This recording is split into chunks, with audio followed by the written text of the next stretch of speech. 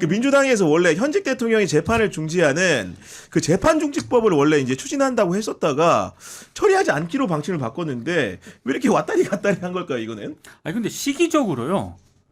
지금 중지하는 게 저는 맞다라고 봅니다. 왜냐하면 지금 에이펙 성과도 굉장히 잘 냈고, 그리고 한중 뭐 정상회담은 물론이고 관세 협상 이런 것들이 잘 지금 성과가 나오는 타이밍이잖아요.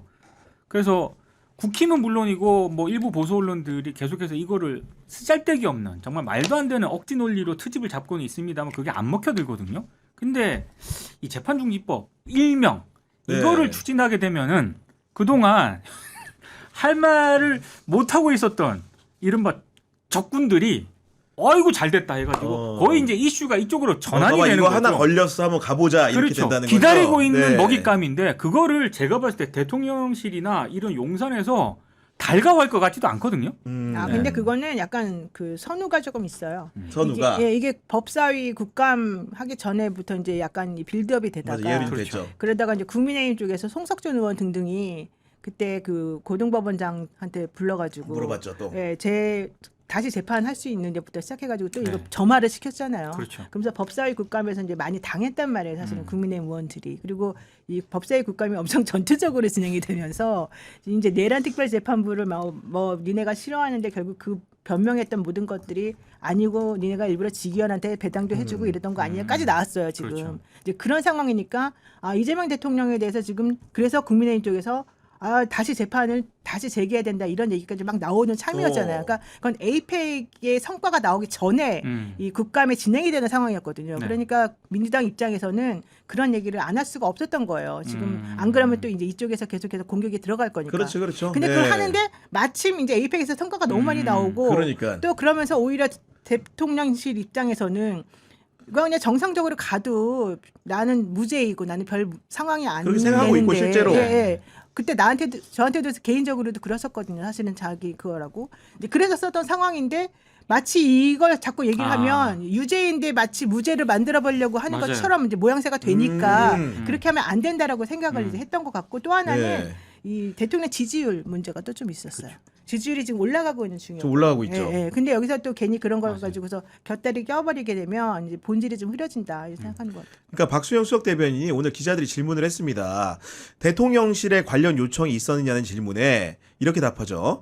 당 지도부를 통해 논의했고 대통령실과 조율을 거친 상황이다. 이 얘기는 그 노영희 변호사님 설명한 대로 대통령실도 생각을 한다는 겁니다. 지금. 그렇죠. 네. 지금 입장에서 굳이 긁어부스럼 만들 필요는 없다라고 생각을 한 것 같아요. 그러니까요. 제가 듣기에도 사실은 이재명 대통령 자체는 아까 말한 대로 무죄라고 당연히 생각하기 때문에 초기부터 자기 관련된 법안들은 굳이 당에서 이렇게 주요 법안으로 처리하지 않았으면 좋겠다. 그 얘기가 사실 네. 처음에 그 대통령 되기 직전에도 그때 민주당에서 법안을 만들어가지고 이거 해야 된다는 얘기 처음에 나왔었거든요. 근데 그거 중단시킨 게 대통령이었거든요. 사실. 맞아요. 예. 근데 이번에 이제 또 이게 점화가 돼가지고 좀 부담스러워했어요. 괜히 나에 대해서 이렇게 하는 거 옳지 않다. 근데 결과론적으로는 저는 그게 맞는 것이고 약간 급발진한다라는 느낌도 좀 사실 있었었거든요. 법사위 쪽에서. 그래서 이제 그런 것들이 전체적으로 좀 정리되는 이런 시점인 것 같고 또 하나는 이제 그럼에도 불구하고 민주당에서 할 수밖에 없었던 거는 대장동 재판이 있었잖아요. 금요일 날. 지난주 금요일에 1심에서 예. 피고인들이 유죄가 나오다 네. 보니까. 그런데 네. 거기서 하필이면 이재명 대통령의 연루 가능성이나 배임 관련된 내용에 대해서 명확하게 답을 안 하고 헷갈리게 써놓은 거예요. 판사가. 맞아. 이상하게 써놨어요. 여러 각도에서 해석 가능하게. 그러니까 언론사마다 다르게 해석을 하니까. 기사가 다 달라 보니까. 그렇죠. 예. 예. 그러니까 이제 수뇌부의 맞아. 역할 얘기를 이제 막 하다가 그 수뇌부가 그러면 누구냐, 정진상이냐, 이재명이냐, 뭐 누구냐까지 들어가다가 그래도 이 성남시장은 몰랐던 것 같이 보이거든. 그러니까 이게 내가 봤을 때는 판사님이 좀 비겁하게 한 건데 원래 그렇게 하면 안 되잖아요. 판결문을 누가 보더라도 하나의 뜻으로 그렇죠. 해석되게끔 써줘야 되는데 이제 그분들도 약간 좀 이렇게 줄타기를 하신 거라고 맞아요. 저는 봐요. 다이적으로 한 거죠. 일부러. 예. 그래서 그게 하고 나니까 민주당에서는 조금 다급해지기도 했고 명확하게 해야 될 필요성도 있다고 생각했겠죠. 근데 이재명 대통령은 내가 알기로는 나 정면 승부한다. 나 이거 무죄다. 나 이거 해도 이거 재판해도 나는 사실 상관없다. 이런 맞아요. 생각 갖고 예. 있어요. 그래서 굳이 그렇게까지 오해를 받으면서까지 이런 일을 할 필요는 없다고 생각합니다. 그리고 오히려 이렇게 그 초반에 이렇게 싹을 잘라버리니까 당황한 건 국민의힘일 그렇죠. 수도 있을 것 같아요. 공격을 상황이. 못하는 게 그렇죠. 왜냐면 이제 이거 가지고 사실은 일주일 갔어야 되는데 네. 월요일 날 싹을 잘라버렸네 보니까. 예. 그러니까 12월 게 없을 겁니다. 그러니까요. 그리고 근데 저는 시비 계속 걸겠지. 그 시비 거는데 왜 월요일 날 잘랐냐고. 그러니까 이제 화요일 날 잘랐어야지. 뭐 이렇게 가는 거죠 보니까. 네. 역시 구교영. 이름이 무슨 뜻이에요, 교영이가? 설명 한번 드려요. 예. 가르칠 교회 형통형. 아. 그러니까 이제 남들한테 다 가르칠 만큼 만사 형통하다 아. 이런 의미를 부여하신 건데 진짜 딱 맞다. 갑자기 시청자들 나가시네요. 갑자기. 근데 저는 기본적으로 이번 1심 판결 뭐 판결문을 제가 읽어보지 못했습니다만 그래도 비리로 규정을 했잖아요. 그 판결문은 아직 안 나왔고요. 네. 이게 그 설명 자료만 나왔고요. 그러니까. 네. 판결문은 변호인들한테는 줬고 줬구나. 예. 당연히 변호인들한테 실명으로 줬죠. 근데 변호인들이 그거를 일부 언론에 자기한테 유리한 언론에만 줬고요. 이게 공식적으로 안 나온 거는 그 마킹을 다 해야 돼, 이름을. 네. 그거 하느라고 작업이 오래 걸린대요.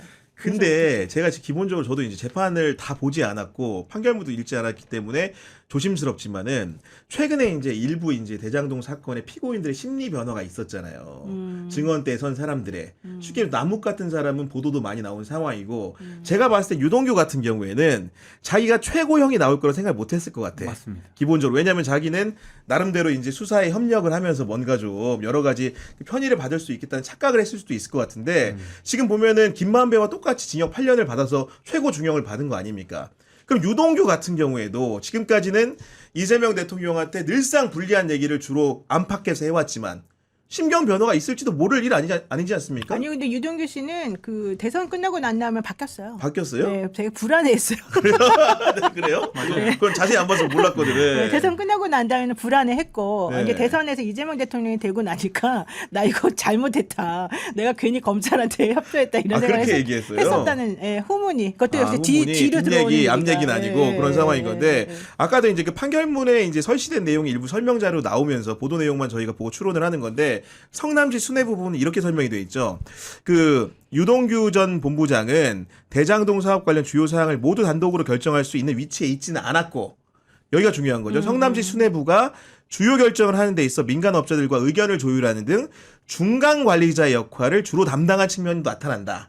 그러니까 무슨 얘기냐면 유동규는 중간 관리자니까 그 위에 수뇌부가 있는데 그런 부분들을 뭔가 좀 뻥튀기 하기 좋게 이런 워딩이 나온 거 아니겠습니까? 그러니까 유동규는 모든 의사결정을 혼자 할 수 있는 단독이 아니다. 그러니까 이 판사님이 사실 하고 싶었던 말은 유동규가 어떻게 혼자 했겠니? 위에서 다 얘기가 됐겠지. 사실 그 말을 하고 싶었겠죠? 근데 여기서 그 위의 범위를 어디까지 그렇죠. 할지를 본인들이 그럼 정확하게 해줘야 돼요. 내가 만약에 판사라서 내가 딱 증거 같은 걸 딱 보고 판단해 보니 이재명이 시장으로서 시킨 것 같다. 혹은 내지는 알고서 한 것 같다. 그러면 그 말을 써줘야 돼요. 그게 사실은 판사로서 자기가 할 일이죠. 역할이다. 네, 근데 그렇게 자기가 생각을 했는지 안 했는지 모르겠지만 애매하게 써놔요. 그 얘기는 증거를 그러면은 이 증거는 배척하는지 이 증거는 받아들이는지 이 증거에 따른 논리적으로 이 말이 맞는지 안 맞는지를 자기가 판단해가지고 이 결정을 우리들한테 알려주고 판단을 받으면 돼요. 국민들로부터. 근데 그걸 안 하고 싶다는 거거든요. 그러니까 그냥 여기에 있는 이 피고인들에 대한 것만 얘기하고 나머지 것들은 고등법원에 넘겨버린 거거든요. 근데 이거는 좀 되게 비겁한 거죠. 말하자면. 근데 저는 아직도 기본적으로 이 규정 자체가 좀 이해가 안 되는 측면이 있어요. 아 규정이 이렇게 비리로 규정을 했잖아요. 어쨌든 네. 판사도. 아니 근데 민간업자, 그러니까 뭔가 비리로 여기서 해먹을 결심을 했다라고 한다면은 그냥 민간업자한테 더 많은 이익을 주도록 해야지. 왜 거기서 5천억을 성남시가 가져오고 공공이 환수했냐? 공공 환수를 했냐? 그리고 만약에 유동규를 통해서 뭔가 유동규 걔가 판을 짰겠냐? 윗선이 있었겠지. 아니 그러면 그 5천억을 가져오지 말았어야죠. 더 민간업자한테 더 해가지고 같이 해먹을 그 결심을 했었어야지.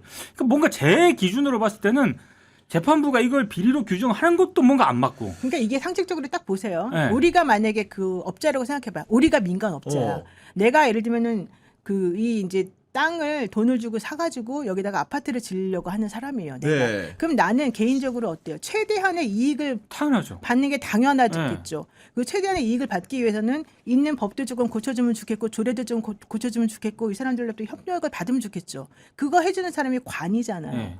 그거가 욕먹을 짓인가요? 그냥 객관적으로 보는 거예요. 그러니까요. 그건 욕먹을 짓이 아니에요. 그래서 우리 판례 같은 경우는 원래는 그런 거 하는 건 당연한 거다. 내가 수험생인데 우연하게 답안지를 봤어. 그러면 내가 내일 시험 보는 거에 답안지가 여기 1번에 1, 2번에 1, 3번에 3 이렇게 다 나오는데 내가 우연히 봤는데 기억이 나는데 이거를 일부러 틀리게 써야 되냐? 그걸 기대할 수 있냐? 이거예요. 기대할 수 없잖아요. 마찬가지라는 거예요. 내가 만약에 이 업자라고 한다면 원칙적으로 난 그렇게 하고 싶은 게 당연한 거예요. 그래서 원칙은 옛날에는 이런 종류의 일이 있으면 그거는 그 사람의 한 행동이 결과론적으로는 우리들의 이익하고 안 맞는다 하더라도 그 사람에게 책임을 질 수 없다는 게 원칙이에요. 그래서 옛날에 그 무슨 뭐 정유라 같은 사람들이 무슨 그 대학 입시 관련해 가지고 뭘 했었을 때 그 엄마들이 중간에서 돈 주고 이런 거는 혼을 내더라도 실제 그 당사자는 혼을 안 내주는 이유가 처벌 안 받게 하는 이유가 바로 그런 거였거든요. 그러면 이번 같은 경우도 한번 보세요. 상식적으로 이런 식으로 몇 천억이 되는 이득을 공공에서 환수한 적이 한 번이라도 있었나요? 그러니까요. 없어요. 그러니까 원래 이런 거는 기소를 하면 안 되는 거예요. 그런데 이거를 억지로 막 기소를 해놨어. 그럼 억지로 기소를 하면서 이제 뭔가 잘못했다고 하려면 사실 그 사람들이 잘못을 안 했겠어요? 그런 마음의 욕심이 이제 있으니까 그 욕심을 실현시키는 방향으로 얘한테도 조금 뭐 좀 잘해달라 그러고 얘한테도 잘해달라 그러고 뭐 뭔가 했겠지. 그럼 그 과정이 완벽하게 도덕적으로 완벽하게 법적으로 클리어하지는 않을 수 있으니까 얼마든지 그 사람을 나쁘게 만들 수는 있잖아요. 그렇죠. 그러면 그걸 가지고 혼을 내면 그걸로 끝이어야 되는데 그게 아닌 거예요. 여기 정치가 들어가니까 이제 그거 그렇죠. 플러스가 되는 거예요. 네. 그러다 보니까 여러 가지 측면에서 꼬이고 모순되는 판결이 나와버리는 거예요. 내가 봤을 때는. 아니 그러니까 재판부가 또 어떻게 얘기를 했냐면은 이렇게 얘기합니다. 성남시장은 유동규 전 본부장과 민간업자의 유착이 어느 정도인지 모르는 상태에서 그러니까. 비교적 자유롭게 수용 방식을 결정할 수 있던 거. 이것도 뭔 얘기입니까? 그러니까 앞뒤가 갑자기. 안 맞아. 그러니까 결국 수용 방식이 이익을 가르는 거잖아요. 그렇죠. 바로 그거죠. 그러니까 이게 사실 설명이 약간 좀 아니 그리고 웃기는 게 네. 처음에 얼마의 이득을 받을지 아무도 몰라요. 그렇죠. 그거를 모르는 상태에서 최대한으로 이익을 받을 수 있는 거예요. 근데 사업을 할 때 어떻게 나 혼자만 이득 받겠다고 그냥 다 달라 그러면은 이 민간업자가 일을 합니까? 그러니까, 당연히 서로 간에 네. 합의를 봐야 되겠죠. 그거 했다고 지금 혼나는 거잖아요. 그리고 그때 이재명 시장이 공공환수 많이 한다고 했을 때 그때 언론 보도 나왔잖아요. 국힘 그 성남시 의원들하고 공산당이냐고 공산당이라고 이거가. 나오잖아요. 그게 어떻게 비리입니까? 아유. 그러니까요.